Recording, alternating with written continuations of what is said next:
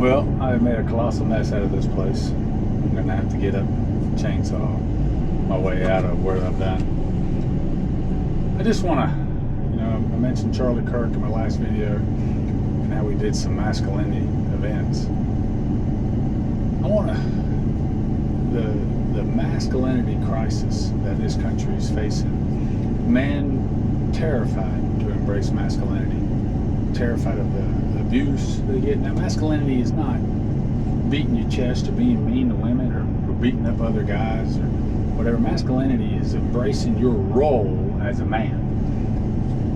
That understand that you're going to get abused. You stand your ground no matter what, and you apologize when you need to apologize, because we're not always right, or we're not, hopefully 50-50 time. But we need to understand truth and search for truth, so that we're constantly climbing the ladder, and then we can bring our children up that ladder with us. I tell you, I had a group of a movie theater. They got my name from England. They got my name out of a magazine, the American Cowboy magazine, where they did an article about taking wounded veterans through the mountains. There was and they wanted to do a reality TV show about men, about movie stars in England that were washed up, no longer famous. And they asked me a bunch of questions, and it was quite comical. We did Zoom conferences because I wasn't in England and they weren't here. But they said, well, what do you think about society doesn't understand modern men? I said, it's not society's job to understand modern men. It is man's job to understand man. We don't have to, men have been men since the beginning of time. What was wrong then is wrong now. We don't need to make wrong things right and right things wrong. Men have castrated themselves. They have just completely and utterly struck down and let the woman do everything. The woman has to be the woman, the mother, and the father. And that is not how the role is supposed to be. When women get married nowadays, they have kids, they got an adult child too that they got to take care of. He may make money, he may pay the bills, he may do those things, but he's incompetent in many other areas. And that's the sad part. And then we look at, and women out there can't find, so many young girls tell me all the time, I can't find a man. I just find a man that wants a mother. And then, so when you follow that kid's life back, you find an overbearing mother.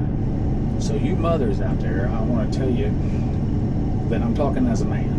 My mother was not overbearing. My mother I made a bunch of mistakes, and she would just abuse me for the mistakes I made too. So it was doubling down on them. But I was tough. I was tough. When you deny your child, girl or male, either one, when you deny them failure, when you're always comforting them, when you're always taking up for them, when you're always picking up, keeping them from hitting the ground all the time through their life, you're denying them failure. Success is the product of 1,000 failures. When you deny them failure, you deny them wisdom. Because each and every one of you know out there, you gain wisdom through screwing up, through hard times, through making big mistakes. I won't do that again. You gain wisdom from those things. When you deny your child that, then you're taking that wisdom from them. You're actually denying them success. I'm not talking about being millionaires. I'm talking about success in marriage, success in entrepreneurship, success in life. They have to fail. They have to fail. And if you let them fail as toddlers and not protect them all through their entire life, they'll be tough. This battlefield of life we live on needs warriors. It doesn't need a bunch of pansies and a bunch of mama's boys. It needs warriors. That goes the same for the females. I'm not a female. I don't know the first thing about being a female. So I'm not telling women how to run their lives, other than, please, step aside with your boys. Let them be men. Let them do hard things. We were created to do hard things. Provide, protect.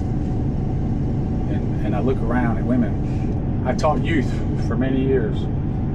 And I was assistant to a lady, and there was my goal was to raise young men, to help young men to embrace masculinity, to be warriors for Christ. and be something, a rock that a young girl could rest against. Create good husbands for these good women. Well, that youth group had about 4 kids in it when I started, and what, 6, 7, 8 months later, it was 30, 40, 50 kids coming on Wednesday and Sunday nights. 90% female. 90% female. They were engaged, they were learning, they were going to school, they were sharing the gospel. It was exciting. Couldn't get the 4 or 5 guys I had to do anything. And then one night we went to a camp, a church camp, and one of the girls' granddaddy had died, and they come and got me. And they said, Mo, will you guys come and pray with us? And so-and-so just lost her grandpa today, and she found out, and she's very upset. I said, absolutely. We ran out the door, went over there, and they were all gathered in a little dorm. We got around the couches and whatever, and went to pray. And about 1 minute into the prayer, I bust out laughing in hysterics. And they all looked at me like, Mr. Mo, what's wrong with you?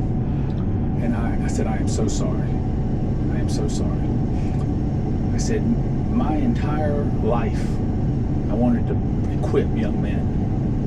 Equip young men for battle. Equip young men to be great husbands for you amazing young girls. And it seems that all I have here are women that want to be great, women that want to learn, young girls that want to achieve great things in life and spread the gospel and further the kingdom of heaven. I said, it's Mo Smith and his army of women. And they laughed. And I said, you guys pray for her. You guys pray for us. And you guys pray that God will put some kind of man in your life. Encourage him to be the man that you need.